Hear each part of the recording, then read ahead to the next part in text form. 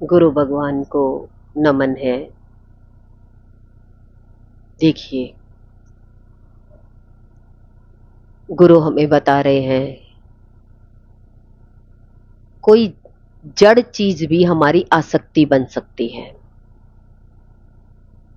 उदाहरण कुछ भी लो, वो आपकी ड्रेस भी हो सकती है, कोई गिफ्ट भी हो सकता है, घरेलू चीज भी हो सकती है। जीवन में जब हम कोई वस्तु देख लेते हैं और नहीं लाते हैं, अब विचार लेकर आ गए और उस विचार ने हमें इतना ज्यादा माइंड को घुमा दिया कि वही चीज बार बार याद आ रही है, तो व्यक्ति कोशिश करता है कि दोबारा जाकर के उस वस्तु को प्राप्त करो। तो वो वस्तु आपकी गहराई में चली गई तो वो आसक्ति पैदा करती है। आसक्ति आ तो सकती है, पर निकालने के लिए गुरु चाहिए। निकालने के लिए गुरु चाहिए। कोई बात अंदर में लग तो सकती है, अब निकालने के लिए। अब आप कहेंगे कि किसी व्यक्ति ने मेरे बारे में कुछ बोला और आपको गुस्सा आ गया। गुरु हमें यही कहते हैं, ये गुस्सा नहीं आना चाहिए। क्यों? क्योंकि उसने बटन दबा दिया और बटन दबने से आप चालू हो गए। चाहे वो बात आपने कही ना कही, पर दूसरे व्यक्ति ने आपके पास आकर बता दी, आपकी शांति भंग हो गई। अब हर व्यक्ति का यही प्रश्न होता है कि हम सत्संग भी सुनते हैं, बहुत भजन कीर्तन भी करते हैं, तब भी शांति बनी नहीं रहती। क्या करें? सबसे पहले गुरु कहते हैं अपना लक्ष्य चुनो। लक्ष्य तो यही है कि हम शांत सच्चिद आनंद स्वरूप हैं, हम ज्ञान स्वरूप हैं। पहले ज्ञान को समझना। जब तक ज्ञान आपका अपना नहीं हो जाता, गुरु ने तो जो बात कही अगर हमने नहीं लगाई, बात तो वही रह गई, वो तो गुरु की बात रह गई, हमारी नहीं हुई। अब कोई भी भोजन परोस रहा है, लाइन से भोजन दिया जा रहा है, आपके पास भोजन नहीं आया, तो आप क्या कहेंगे? ये भोजन सबके पास पहुंच गया, आप तक नहीं पहुंचा, इसका मतलब भूख आपकी नहीं मिटेगी। आपको भूख मिटाने के लिए आपको भी भोजन परोसा जाए, और जब आप उसको स्वीकार करेंगे, खाएंगे, आपकी भूख शांत होगी। भगवान में व्यक्ति क्या कहता है? ये तो गुरु की बात है, हम अपने जीवन में कैसे लगा सकते हैं? देखिए, गुरु ने कोई भी वचन कहे हैं, वो हमारे को अपने जीवन में लगाने के लिए कहे हैं, ना कि दूसरे के लिए कहे हैं। कोई आपको अच्छी बात बताए, वो दूसरों के लिए है या पहले आपके लिए है?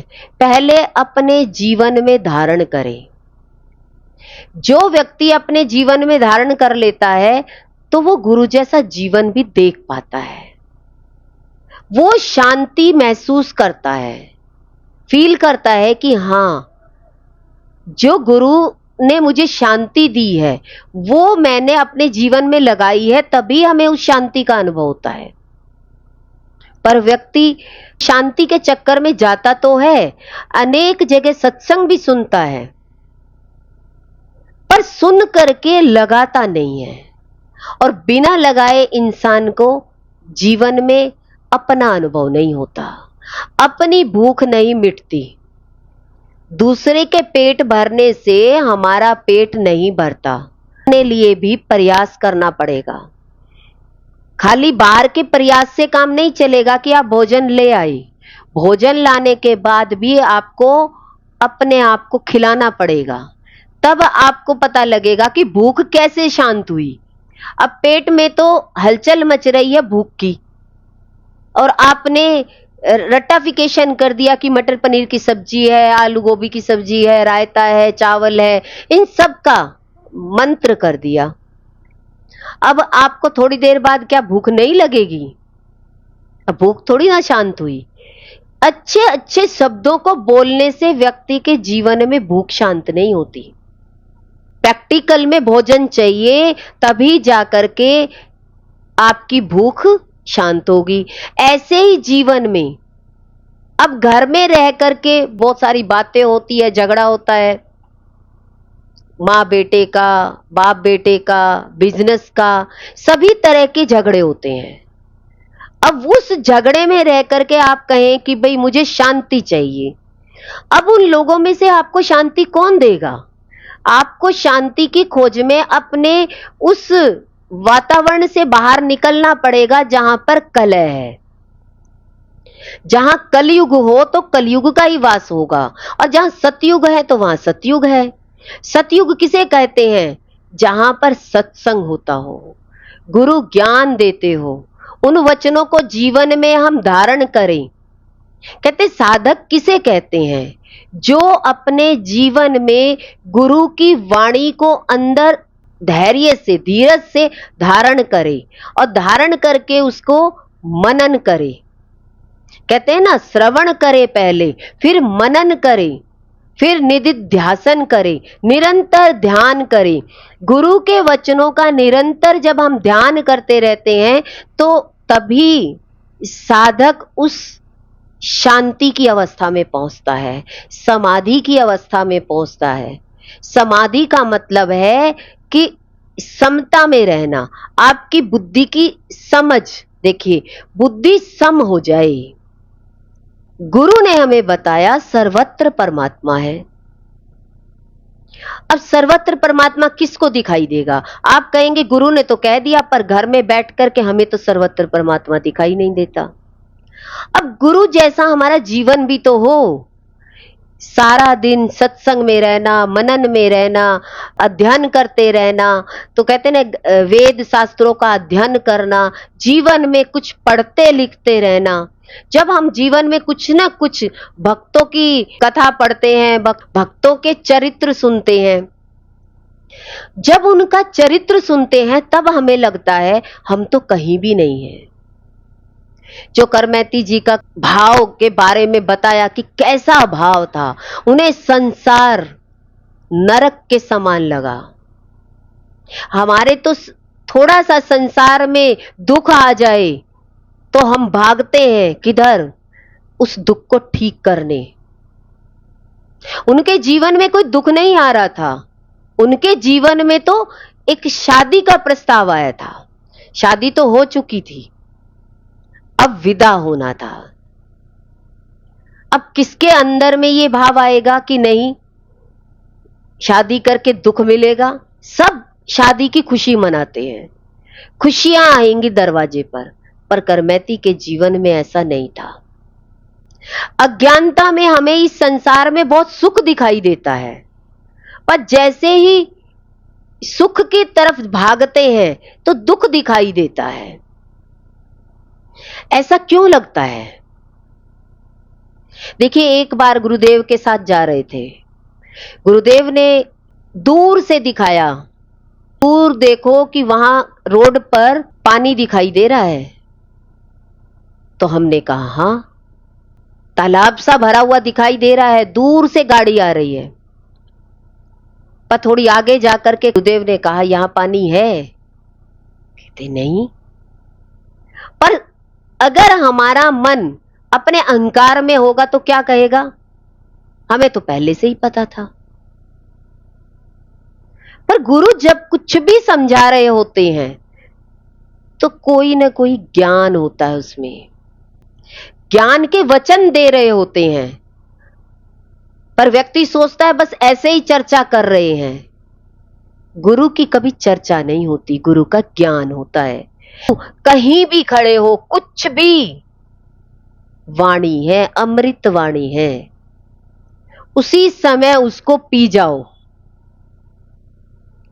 तो गुरु ने हमें दिखाया कि जैसे दूर से रेगिस्तान में पानी दिखाई देता है, ऐसे ही संसार में हमें सुख दिखाई देता है। सब लोग बैठे हैं, सबने संसार में दुख देखा या सुख देखा? किसी ने सुख नहीं देखा। कुत्ते को हड्डी को चबाते चबाते अपने मुख से खून निकलता है और क्या कहता है, स्वाद आ रहा है। ऐसे एक संसारी व्यक्ति का विचार होता है। संसार में जितना ज्यादा दुख आता है वो दुख की तरफ उतना ही ज्यादा जोर से उस संसार को पकड़ लेता है। दुख आ रहा है और भी दुख को कस के पकड़ लेता है और दुखी हो जाता है। रोते रोते इंसान की जिंदगी निकल जाती है। पर धरती पर गुरु रूप में भगवान आते हैं। देखिए, धरती पर अवतार लेकर आते हैं। राम जी अवतार लेकर आए, एक मानव पुरुष में रहे और आजीवन दिखाया, जितना भी जीवन था दिखाया। हम जैसे एक आम इंसान की तरह रहे। सारा जीवन कष्ट में बीता, कहीं अपने आप में चमत्कार नहीं दिखाया। ऐसे ही हम गुरु को देखते हैं, कितने साधारण लगते हैं, पर जब उनका ज्ञान पाया तो वाकई में उनकी वाणी में अमृत है। वाणी तो सबकी होती है, शब्द तो सभी बोलते हैं, पर शब्द किसके अच्छे लगते हैं? जिनसे आप प्रेम करते हो। चाहे भक्ति हो, चाहे ज्ञान हो आपके जीवन में, चाहे कर्म हो, तीनों में प्रेम की प्रधानता है। कर्म भी प्रेमी कर सकता है, भक्ति भी प्रेमी कर सकता है और ज्ञान भी प्रेमी सुन सकता है। बहुत वर्षों तक ज्ञान सुना, व्यक्ति कहे कि मुझे तो अब द्वैत में जाना है। कोई द्वैत वाला आएगा, वो क्या कहेगा, मुझे अब ज्ञान में जाना है। दोनों वाला आएगा तो वो क्या कहेगा, मुझे सेवा में जाना है। पर अगर आपने सच को समझा होगा, ज्ञान से आपने आत्मा को समझा होगा, तो आपके लिए द्वैत कोई मुश्किल नहीं है। मुश्किल क्या है? वही प्रेम आत्मा से था, वही प्रेम श्री कृष्ण से है, राधा से है, राम जी से है, माता जी से है, गणेश जी से है। जितने भी मूर्तियां हैं, आपके प्रेम में कोई कमी नहीं होगी। प्रेम वही होगा, उतर के तो वही आया। और फिर और ज्यादा उसमें आ जाए तो वासुदेव सर्वम। तो कर्म में आ जाओ, कर्म ही सेवा है। अब तीनों में फर्क क्या है? कोई फर्क नहीं है। सेवा वाले को सेवा का अहंकार आ जाता है, द्वैत वाले को अहंकार आता है तो वो कहेगा मुझे अद्वैत में जाना है, अद्वैत वाले में अहंकार आएगा तो कहेगा मुझे तो भक्ति में जाना है, फिर भक्ति को भी सुन लेगा तो फिर कहेगा मुझे सेवा में जाना है, पर टिकता कहीं नहीं है, फिर जाना आना कहीं नहीं है। प्रेम का होना है, आपके जीवन में एक रस आ जाना है, तो तीनों में प्रधानता प्रेम की है। अब प्रेम चाहे संसार में रहकर करो, पर संसार में आपका टूटता रहेगा, क्योंकि वो व्यक्ति आपके अनुसार चलेगा नहीं। आपकी इच्छा और कामना आपकी शांति को भंग करती रहेगी, और शांति की तलाश में आप निकले हो तो कहते हैं जीवन में गुरु का सानिध्य प्राप्त हो, गुरु का ज्ञान मिले, निरंतर सत्संग मिले, गुरु की वाणी सुनो और वाणी सुन करके अपने जीवन में धारण करो। फिर आपको उस रस का पता लगेगा कि ब्रह्म रस क्या होता है, परमात्मा का रस क्या होता है, गुरु का प्रेम क्या होता है। चाहे कोई भगवान श्री कृष्ण की मूर्ति रखकर बैठा हो, वो प्रेम कर रहा है। अगर उसका प्रेम सच्चा है तो मूर्ति में भी वही है। चाहे कोई ज्ञान से गुरु की वाणी लेकर के अपने जीवन को धन्य बनाना चाहता हो, तो वो जीवन में गुरु की वाणी को सच्चे दिल से अपने हृदय में उतार ले। बस गुरु को अपने जीवन में हृदय में धारण कर ले, और हर समय जब भी कोई भजन गाए, जब भी कोई कर्म करे, और जब भी कोई ज्ञान की बात करे, तो अंदर में एक ही रस, एक ही वाणी मेरा गुरु बोल रहा है। ये ध्यान रहे। जब आपकी मैं खत्म हो जाती है, गुरु बोलता है, तो उस भजन में भी रस होता है, उस ज्ञान में भी रस होता है, उसकी सेवा में भी रस होता है। व्यक्ति को क्यों भक्ति में रस नहीं आ पाता? भजन सुनेगा, बस थोड़ी सी देर सुन करके लगेगा कि अरे हो गया भजन, चलो चलो अब घर चलते हैं। देखिए, घर जाके भी आपके दिमाग में वही भजन चलता रहेगा, क्योंकि जो भजन आपने प्रेम से गाया वो आपके माइंड में अंदर घूमता रहेगा। ये है कि ये भजन आपके हृदय में उतर गया। ऐसे ही गुरु की वाणी है। गुरु की वाणी जब आपने सुनी तो गुरु व्यवहार की वाणी देते हैं, तो जब भी आप व्यवहार करोगे तो आपको क्या याद आएंगे? गुरु। गुरुदेव ने मुझे ये बताया था कि जैसे ही आप वो कर्म करने चलोगे, उस कर्म में गुरु ही दिखाई देंगे। देखिए, गुरु हमें हिल स्टेशन लेकर जाते थे, जाते रहे उनके साथ। अब कहीं भी जाते हैं, कहीं बैठते हैं, तो चर्चा यही होती है, गुरु ऐसे बिठाते हैं, गुरु ने ऐसा किया। तो किसकी याद में? अब कहीं ऐसे नहीं जाते हैं कि चलो घूमने जा रहे हैं, कुछ ऐसा है नहीं, वो यादगार, वो यादें तरोताजा रहती हैं। बस में जाते हैं तो निरंतर गुरु के ध्यान में रहते थे। आज भी किसी गाड़ी में या किसी में जाते हैं तो गुरु का ध्यान रहता है, तो सफर का पता भी नहीं लगता। ऐसे लगता है जैसे घर से बैठते थे, जहां उतरते थे 10 घंटे बाद, तो 10 घंटे का सफर दिखाई नहीं देता था। ऐसा होता है गुरु प्रेम। गुरु प्रेम उसे ही कहते हैं जो गुरु के सत्संग को धारण करे।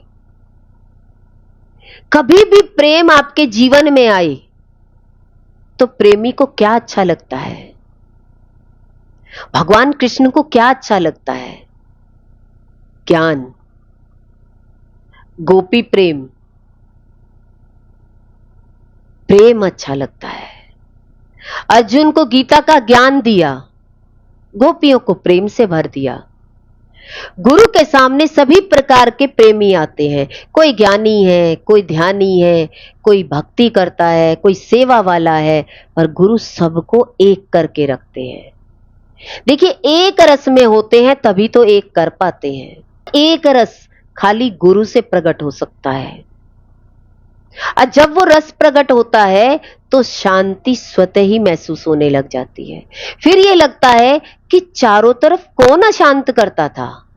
कहां था कलयुग? था ही नहीं। देखिए, अज्ञानता में अशांति आ जाती है, और जब ये अशांति बड़ी हो जाती है तो हमारे पास समाधान तो है। समस्या आ गई तो गुरु तो है, अपनी बात रख देते हैं गुरु उसी समय। जिस तरीके से एक कॉपी पर पेंसिल में लिखा हुआ है और रबड़ से साफ कर दिया, ऐसे ही हमारी परेशानी कुछ भी मन में होती है तो एक बार ध्यान करते हैं, कहते हैं एक रब की तरह, तो बड़ा भजन अच्छा लगता है, तुझ में है रब दिखता, यारा मैं क्या करूं। एक बार गुरु में भगवान के दर्शन होने लग जाए तो सर्वत्र परमात्मा दिखाई देने लग जाता है, प्रेम प्रकट हो जाता है। प्रेम कियो तिन्ही प्रभु पायो, सांची कहो सुन लीजियो सभी। बिना प्रेम के ना ज्ञान टिकता, ना ध्यान टिकता, ना भक्ति ही प्रकट होती। इंसान कितना भी ज्ञान सुनता है, बड़े से बड़े संतों का ज्ञान सुनकर आता है, पर टिक नहीं पाता। घर आते ही ऐसी परेशानी मिलती है कि सारा ज्ञान धुल जाता है। बहुत अच्छे भजन गाता है, एक लेडी आई, वो कहने लगी बहुत सुंदर भजन गाती है, पर जीवन में इतने दुख हैं कि उस दुख को मिटा नहीं पाती, अपने घर के वातावरण को शुद्ध नहीं कर पाती। सबसे पहले अपना शुद्धिकरण, अपने मन का शुद्धिकरण करे बिना ज्ञान भी आपके हृदय से प्रकट नहीं हो सकता। ज्ञान के 2 वचन भी हम सुन नहीं सकते, सुना नहीं सकते। इसीलिए कहा कि सत्संग में सुनना भी, आपके मन अंतःकरण साफ होगा तभी आप सत्संग तक आ पाएंगे, तभी आप सत्संग सुन पाएंगे। अशुद्ध मन सत्य की जगह पर जाएगा ही नहीं। घर बैठकर सुन लेंगे, उस कलह में शांति आएगी कैसे? किसी के सिर में दर्द है, किसी के पेट में दर्द है, कोई ना कोई शरीर का अंग, 4 लोग रह रहे हैं, 5 कर्म इंद्रिया, 5 ज्ञान इंद्रिया, 11वां मन, और 5 लोग आपके घर में रह रहे हैं। कितने हो गए? 11 11 11 11 सब में लगाओ, 11 पंजे 55, कितने हो गए? इतनी सारी इंद्रियों में से तो कोई ना कोई इंद्री तो फेल होगी। किसी के कान में दर्द उठेगा, किसी के आंख में दर्द उठेगा। कोई दिन आपको ऐसा नहीं मिलेगा कि आज हम आराम से सत्संग में चले जाएं। क्यों? क्योंकि मन अभी खुद का ही शुद्ध नहीं हुआ, तो वो चारों तरफ वातावरण को देखते हुए बात करेगा। अब अशांति उसके जीवन में भरी पड़ी है, शांति का अभी लक्ष्य भी नहीं है। शांति का लक्ष्य होगा कि एक बच्चे को देखिए किसी भी फील्ड में जाना है, 5 साल की डिग्री है, 6 साल की डिग्री है, तो वो पहले अपना एक लक्ष्य बनाता है, मुझे इस लाइन में जाना है, रजिस्ट्रेशन करवाता है और फिर रेगुलर जाना पड़ता है, तब कहीं जाकर के वो लायक बनेगा। ऐसे ही हमें जब शांति चाहिए तो शांति के लिए लोग कहते हैं हम भगवान की तरफ जाना चाहते हैं, पर भगवान की तरफ जाने के लिए सबसे पहले रजिस्ट्रेशन सत्संग में करवाना होता है कि मुझे सत्संग में जाना है। क्या मेरा मन सत्संग में जाने के लिए तैयार है, या रोज अभी बहाने बनाने हैं? अभी लक्ष्य है ही नहीं, अभी तो एडमिशन ही नहीं हुआ, तो पढ़ाई कहां से आएगी? तो हर व्यक्ति यही चाहता है मेरे जीवन में शांति आए, और शांति के लिए, भगवत प्राप्ति के लिए कहते हैं अपनी ही सीमा में रहोगे तो आप कुछ प्राप्त नहीं कर पाओगे, और असीम के साथ जुड़ जाओगे। असीम गुरु है।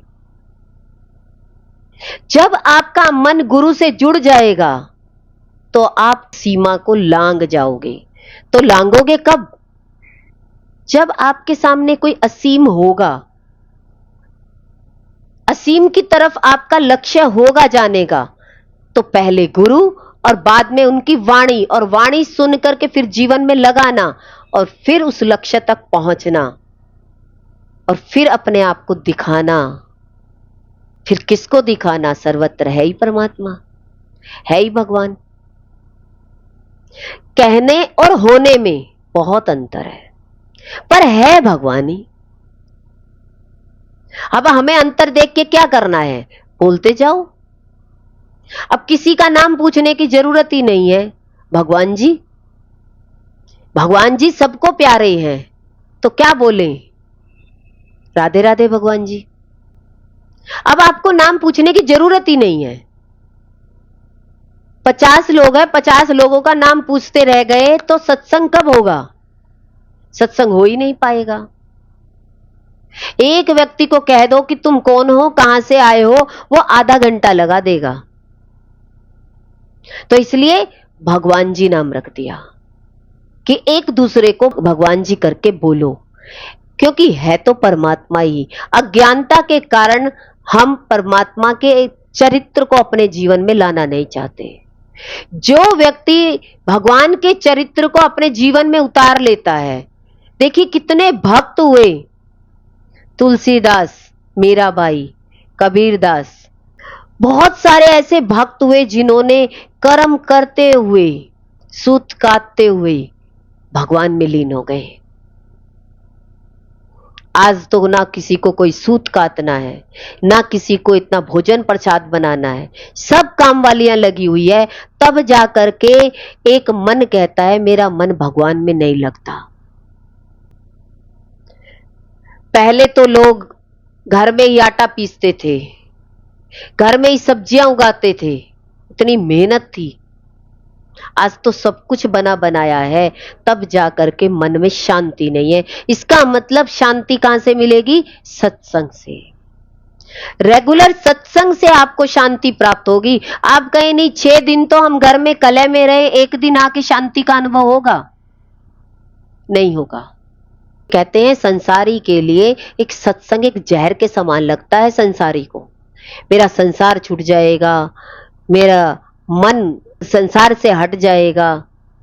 इस तरीके की जो विचारधारा अंदर में धारण कर लेता है, वो व्यक्ति कभी भगवान की तरफ चलता ही नहीं है। जीवन में एक दुख का अनुभव कर लिया उसने, उस दुख से वो व्यक्ति बाहर ही नहीं निकलना चाहता। जरूरी है गुरु का होना और गुरु के सामने बैठकर सत्संग सुनना। बिना गुरु के सत्संग सुने आपके जीवन में कभी सत्संग लग नहीं सकता, मुझे नहीं लगता। YouTube चैनल पर बहुत सारे संत हैं, बहुत वाणी सुनाते हैं, पर हमने गुरु के सामने अनुभव किया है।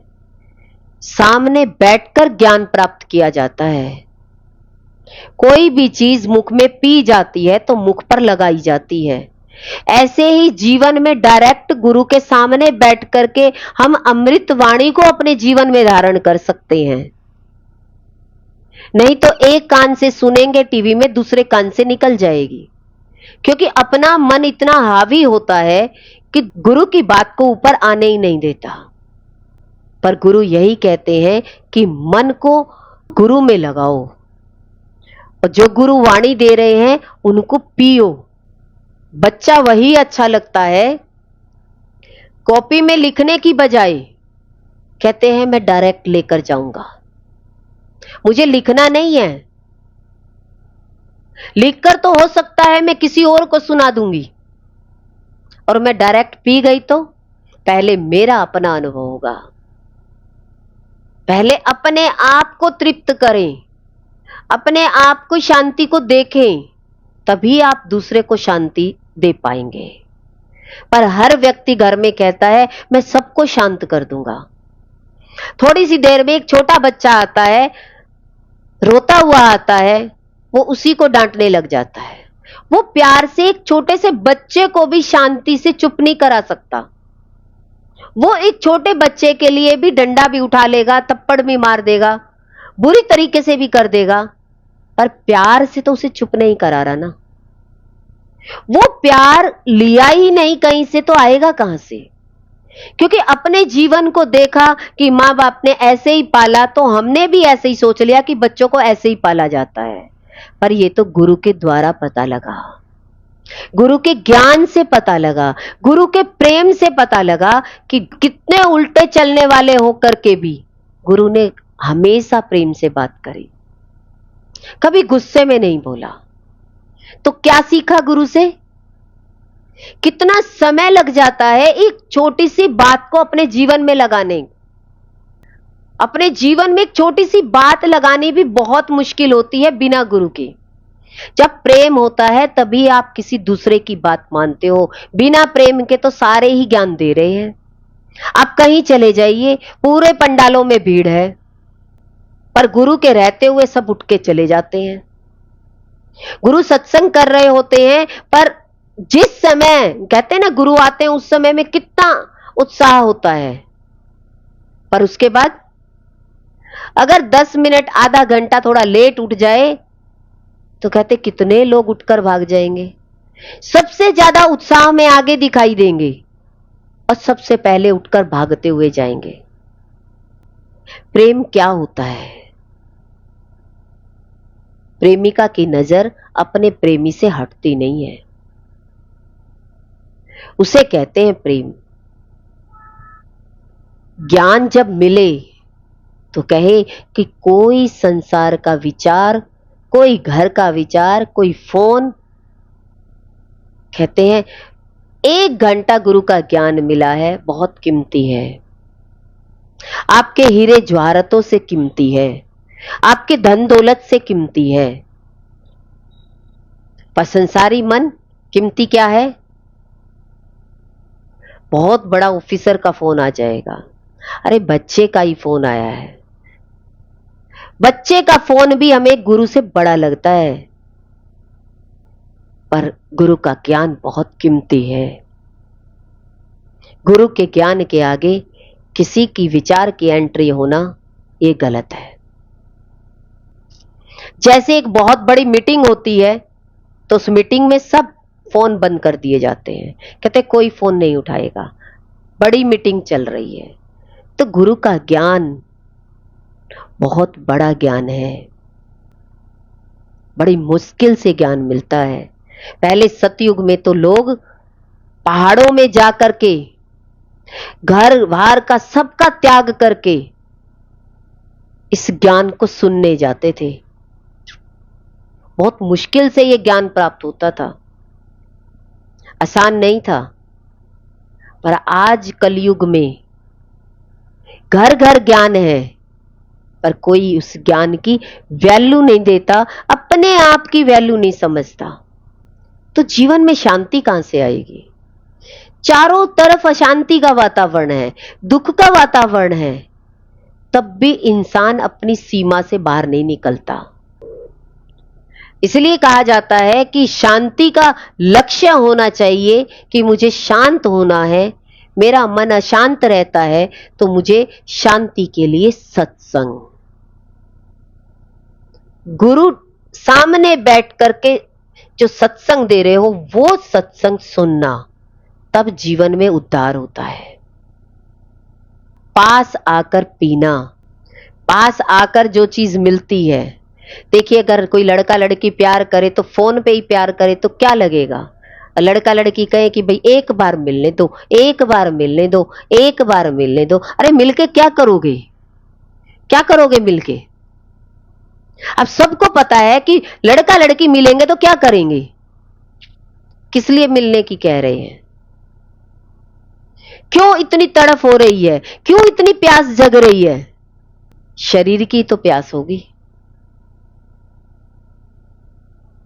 ऐसे ही जब हमारा प्रेम गुरु से हो जाता है, सत्संग से हो जाता है, तो कहते सारी बातें कड़वी लगती हैं। घर में कोई प्यार से बोले, कितने भी धन दौलत दे दे, कुछ भी ऐश्वर्य दे दे, पर गुरु के वचनों में, गुरु के वचनों के आगे ये सारी जो बातें हैं, आना है किसी का जाना है, सब फीके हैं, कोई टेस्ट नहीं है उनमें। पर कितना टेस्ट लगता है, ज्ञान छोड़कर कितना टेस्ट लगता है हमें। क्या बातें होंगी, क्या बातें होंगी हमारी, कोई बात नहीं। कितने बच्चे तुमने पैदा कर लिए, कितने बच्चे तुम्हारे हो गए, बस। कितनी धन दौलत कमा ली, कितना क्या करता है, बस। इसके बाद क्या बात होगी? रहस्य की बात है अपनी आत्मा को जानना। जो परमात्मा आपके अंदर है, कीमती है, उसको ना जान करके कंकड़ पत्थर इकट्ठे करना। जो सारा जीवन कंकड़ पत्थर इकट्ठे करने में लगा देता है, तो लास्ट में अगर जीवन जाएगा तो वो कंकड़ पत्थर को छोड़ते हुए भी रोएगा। दिखाई दे रहा है मेरा शरीर भी जा रहा है, पर फिर भी जो चीज आपने संजो के रखी थी सारा जीवन जिसके लिए लगाया था, तब भी उसी की यादगार रहती है, मरते हुए भी। तब भी ज्ञान सारी जिंदगी सुना नहीं, कंकड़ पत्थर इकट्ठे करने में लगे रहे, तो लास्ट में ये कंकड़ पत्थर दुख देते हैं। बस सब इसी की दौड़ में लगे हुए हैं। पता है कि इसमें सुख है नहीं, तो क्यों शांति की खोज करनी है? कोई विरले ही होता है। सब एक दुखों की गठरी लेकर गुरु के पास जाते हैं कि मेरा ये दुख थोड़ा कम हो जाए। और दुख खत्म होते ही सबसे पहले सत्संग से दूर होना। दुख दूर हो गया, अब सत्संग में जाके क्या करेंगे? भगवान दोबारा फिर भेज देता है पत्थर, दूसरा मार देता है, तीसरा मार देता है। वो तब तक मारता रहेगा जब तक तुम अपने आत्मा की तरफ नहीं जाते। उसकी पत्थर की बरसातें नहीं रुकती।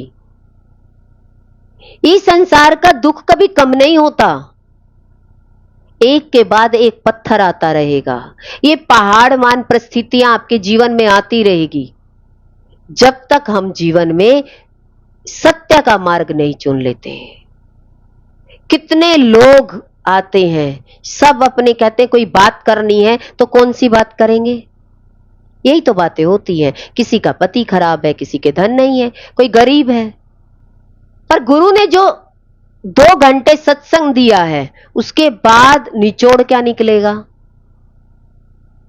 ये चीज पूरी हो जाए। ये कैसे होगी? कहते ये भगवान से होगी। भगवान अगर कोई चीज छीनता है, देखिए इंसान कभी किसी की चीज नहीं छीनता। भगवान अगर कोई चीज आपके जीवन में कमी करता है तो भगवान करता है, तो आप उसकी तरफ आओगे कैसे? एक मां को अपने बच्चे को अपनी तरफ बुलाने के लिए क्या करना पड़ेगा? बच्चा खिलौने को नहीं छोड़ रहा तो उसका खिलौना भी छीन लेगी। अब तो आएगा, ये इसी में लगा पड़ा है। ऐसे ही हम इस संसार में लगे पड़े हैं, तो इस संसार में से जो चीज हमें अच्छी लगती है भगवान उस चीज को निकाल लेता है। तो अब भगवान की तरफ आओगे, अब तुम भगवान को भी मानोगे, तुम भगवान से दूर जा ही नहीं सकते। भगवान हमें कान पकड़कर अपनी तरफ ले आता है, नहीं संसारी शरीर कोई भी भगवान की तरफ नहीं आना चाहता। कोई नहीं आना चाहता। किसी से कहो सत्संग में आओ तो क्या कहता है? नहीं नहीं, टाइम कहां है, सुबह बच्चे जाते हैं, दोपहर को आते हैं, इनका काम इतना सारा होता है। पर वे बच्चे भी रोते हुए आते हैं, दुख लेकर आते हैं, फिर उनके दुख को हम दूर करने में लगे रहते हैं। पर सही मायने में गुरु बताता है इलाज इसका सत्संग है। बिना सत्संग के ये दवा भी नहीं लग सकती, क्योंकि दुआएं तो सत्संग से ही मिलती हैं। किससे मिलती हैं? सच्ची दुआएं तो गुरु ही देता है, गुरु ही दिलाता है। जीवन में बद्दुआएं होती हैं, दुआओं का मार्ग गुरु का होता है। गुरु सबका आशीर्वाद दिलाता है, तन से भी, मन से भी, धन से भी।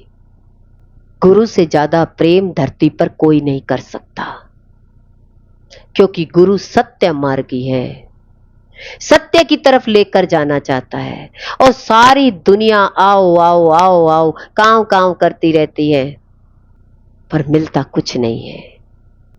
पर इंसान संसारी इशारे को समझता है, भगवान के इशारे को नहीं समझता। देखिए जानवरों को, पंछी को कह दे कि उनके तो मन नहीं है, बुद्धि नहीं है, इंसान के तो बुद्धि है। सारा जीवन काम काम करते करते गवा देता है। कांव कांव को कौन सुनता है? कौवे की आवाज को कोई सुनता है? तो ऐसे ही संसारी की बात को कोई नहीं सुनता, घर में कोई कहना नहीं मानता, फिर भी घर में पड़े हैं, सच की तरफ चलने के लिए तैयार नहीं है। एक के बाद 1 बाय 1 बीमारी घर में चल रही है, फिर भी कोई एक इंसान जो इतना रोगग्रस्त होने के बाद भी सच की तरफ नहीं जाना चाहता। क्या कहेगा? मैं घर बैठे ही कर लूंगा। संतों के दरवाजे पर जब बहुत भीड़ हो जाती है तो वो क्या कहते हैं? वो यही कहते हैं कि तुम्हें इतने साल हो गए आते हुए, अब तुम घर बैठ करके राधे राधे करो, अब यहां भीड़ मत लगाओ। पर व्यक्ति क्या कहेगा? क्यों कहा जाता है ऐसा? अब भीड़ ज्यादा हो गई, जाओ नए को आने दो। तुम्हें समझते हुए इतना साल हो गए, अभी तक समझ में आया है नहीं आया, ये तो आप ही जानते हो। और जिसको एक बार सत्संग से प्रेम होता है, गुरु से प्रेम होता है, तो वो जीवन में सत्संग को कभी नहीं छोड़ता।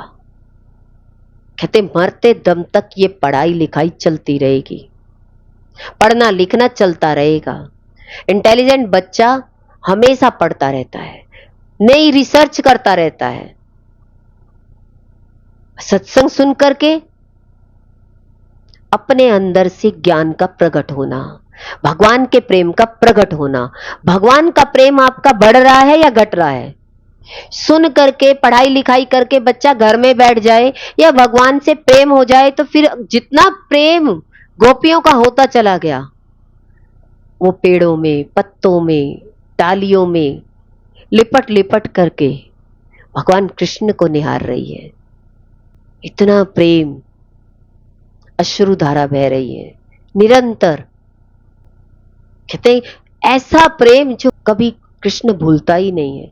तुम तो कहो याद करो, हमें भूलता ही नहीं है, निकलता ही नहीं है, निकल ही नहीं सकता।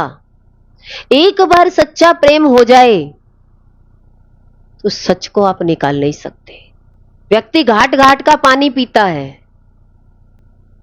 पर एक बार सच्चे दिल से खुद का प्रेम हो जाए, मीठा पानी ही निकलेगा। गुरु की मिठास को अनुभव ही करेगा, गुरु के प्रेम को बांटेगा। कहते फूल में इतनी खुशबू होती है, फूल को अगर मसल भी दे तो वो अपनी खुशबू छोड़ के जाएगा।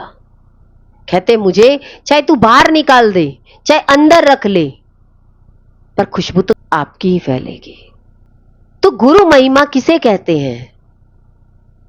जिसके अंदर में प्रेम उतर जाता है, वो गुरु महिमा के बिना नहीं रह सकता, फिर वो गुरु की महिमा ही गाता है। कहते अब बच ही गुरु गए, मैं खुद तो बचा ही नहीं, किसकी महिमा गाएगा? पढ़ लिख जाता है तो वो पढ़ाई लिखाई की बात करता है, ऐसे ही जब प्रेम हो जाता है तो फिर वो उसी प्रेमी की बात करता है। उसे चारों तरफ कुछ दिखाई नहीं देता, जैसे गोपियों को भगवान कृष्ण के अलावा कुछ दिखाई नहीं देता था। संसार उनका भी था, पर प्रेम हो तो ऐसा, ज्ञान से सच्चा प्रेम, अपने जीवन से सच्चा प्रेम, अपने जीवन के लिए सच की तरफ बढ़ना।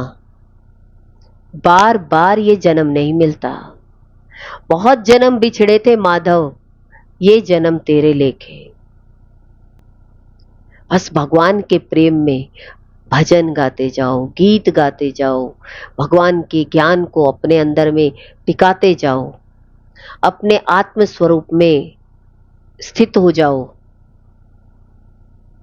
जितना ज्यादा आपके अंदर में ज्ञान उतरेगा, उतनी ही शांति आपके जीवन में आती चली जाएगी।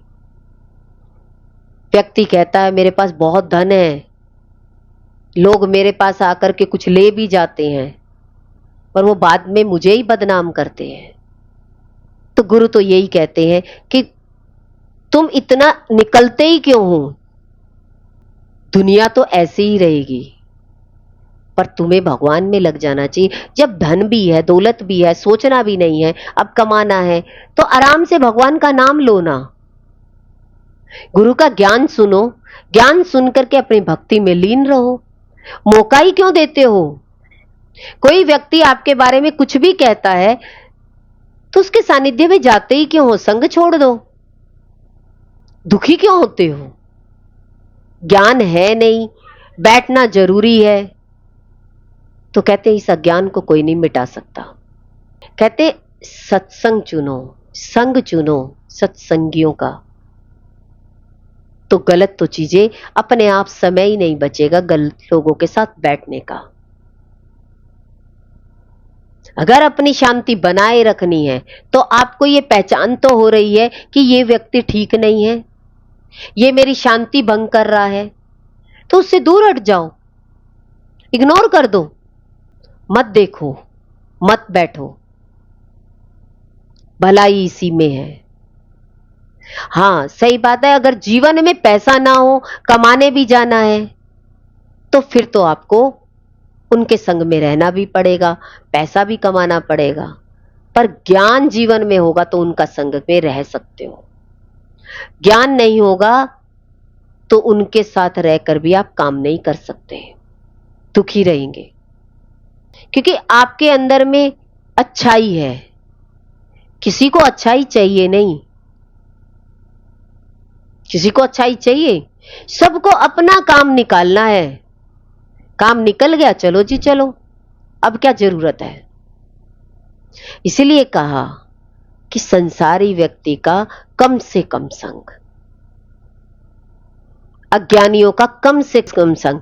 पहले खुद ज्ञानवान बनो, अपने जीवन में ज्ञान धारण करो, गुरु जीवन में हो, गुरु का सत्संग जीवन में हो, और रेगुलर सत्संग हो।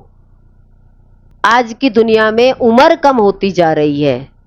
पहले तो कह सकते थे कि चलो 30-40 साल में आ जाना, कोई बात नहीं, अब तो बुढ़ापा ही कहां आता है किसी का, बुढ़ापा ही खत्म हो गया, 25 साल जीवन के खत्म हो गए।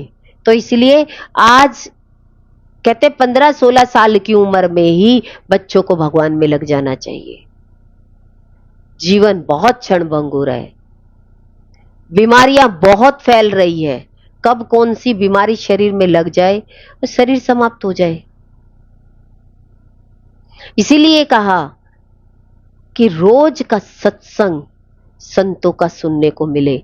ऐसे सौभाग्यशाली बनो, ऐसे दुर्भाग्यशाली मत बनो कि आज ये बीमार है, आज वो बीमार है, आज मैं बीमार हूं। तो कहते ऐसे दुर्भाग्य अपने जीवन में देखते हुए अपने आप को सौभाग्यशाली बनाओ। कहते हैं ना सौभाग्यवती भव, तो अपने आप को एक सौभाग्यशाली बनो। दिखता है दुर्भाग्य, मुझे सत्संग से दूर कर रहा है, कभी बच्चे की बीमारी, कभी अपनी बीमारी, कभी रिश्तेदारों के घर जाना, ये दुर्भाग्य है। सौभाग्यशाली तो सत्संग में जाकर बनता है। इसलिए अपना सौभाग्य निखारो, वो सत्संग से निखरेगा। गुरु भगवान के अनंत अनंत शुक्राने हैं।